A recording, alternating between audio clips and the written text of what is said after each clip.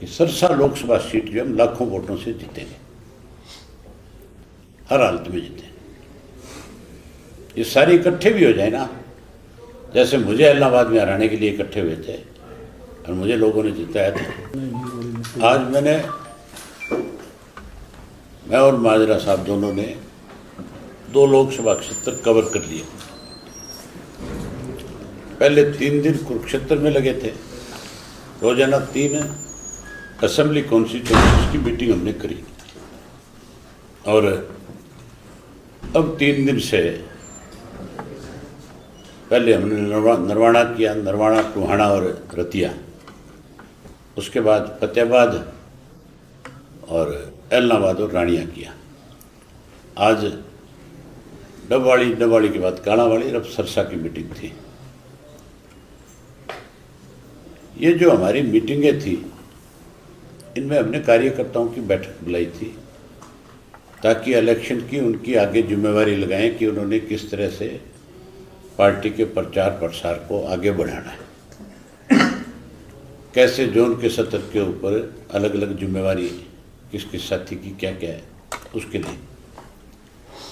लेकिन ये हमारी मीटिंगें कार्यकर्ताओं की मीटिंग थी, वो जलसों में तब्दील हो गई।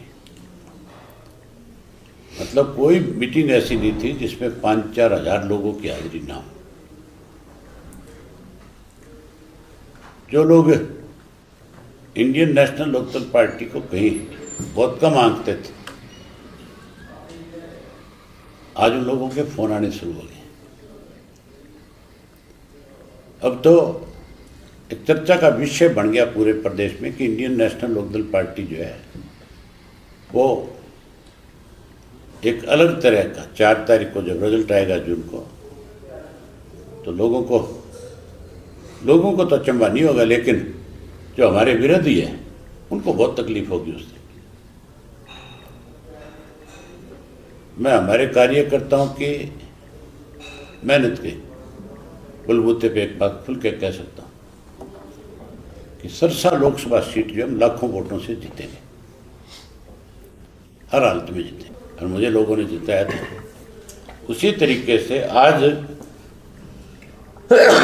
उत्साह है सब में।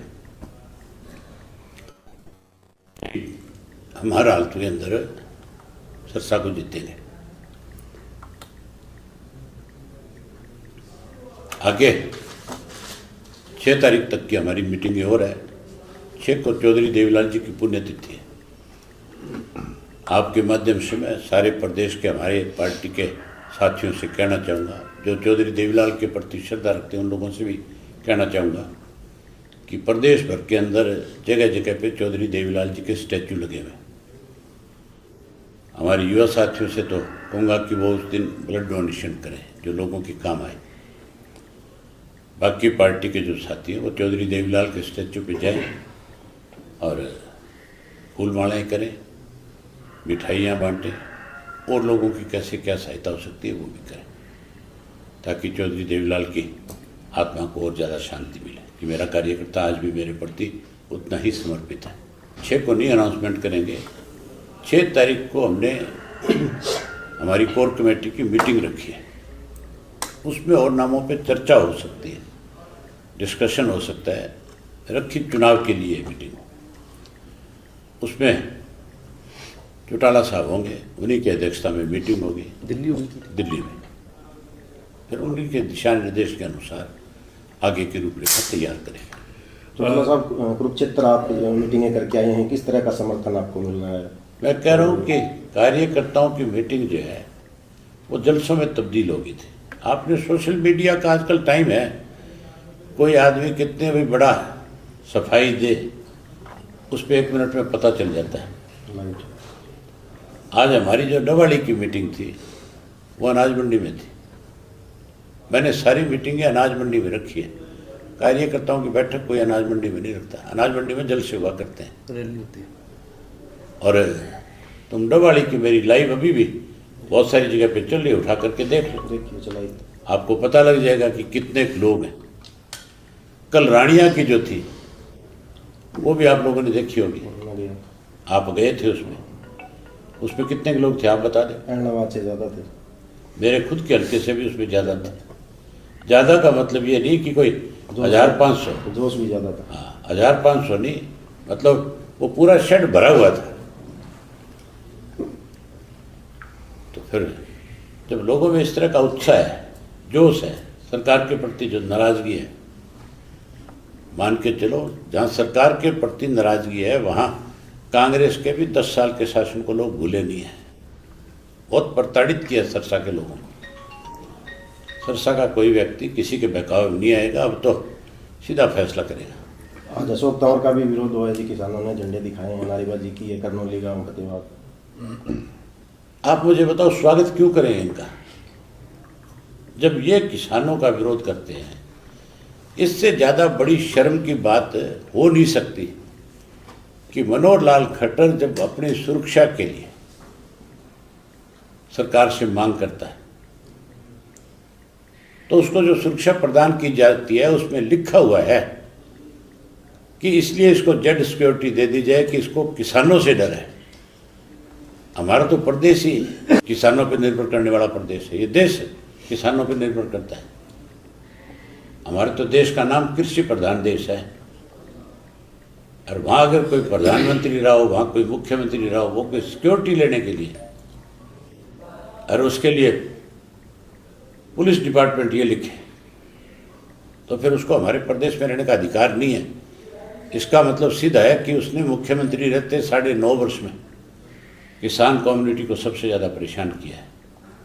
अब मौका है, वो किसान इससे बदला लेंगे, इसीलिए इनका जगह जगह विरोध होगा। एक समय ऐसा आ जाएगा चुनाव में कि हर गांव के अंदर जैसे किसान आंदोलन में लोग सारे राजनीतिक मतभेद भुला बैठे थे, उसी तरह भुला करके इनको गांव में बैनर लगा करके गांव से बाहर निकाल। यहाँ पे 75 पार का नारा लगाया था, 40 में सिमट गए थे।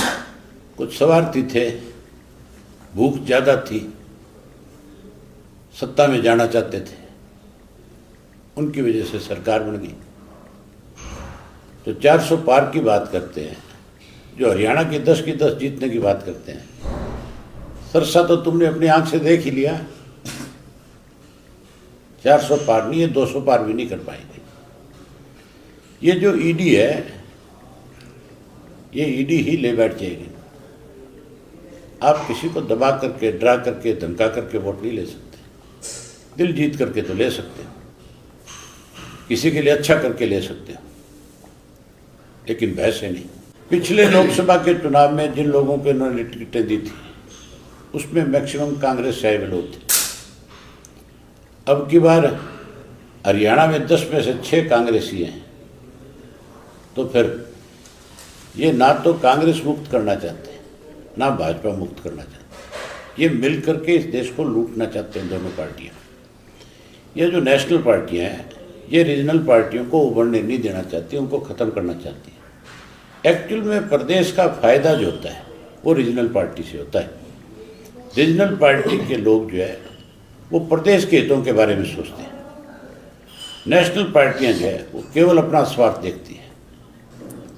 आप कहीं पे भी देख लो, नेशनल पार्टियां जहाँ पे सत्ता में है वहाँ लोगों को आज भी दिक्कत है। जहाँ रीजनल पार्टियां सत्ता में हैं वहाँ लोगों को ज़्यादा सुविधाएं मिली है। जब तुम सारे टिकट अनाउंस हो जाएंगे, सारे लोग मैदान में आ जाएंगे, तब तुम ज़्यादा आकलन करोगे।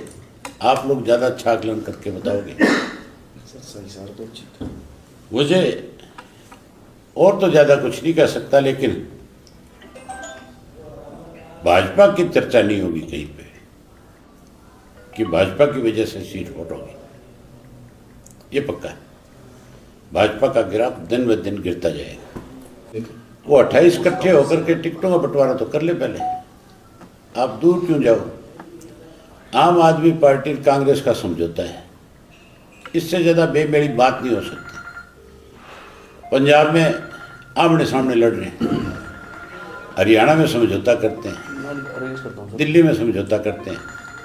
वो कांग्रेस पार्टी उस आम आदमी पार्टी के साथ समझौता करती है हरियाणा के अंदर, जिसने हरियाणा का SYL का पानी रोक रखा है। आप उसको कैसे गठबंधन कह सकते हो? ये स्वार्थ है। और स्वार्थ कभी सिरे नहीं चढ़ सकता। जो स्वार्थी हो जाता है वो डूब जाता है।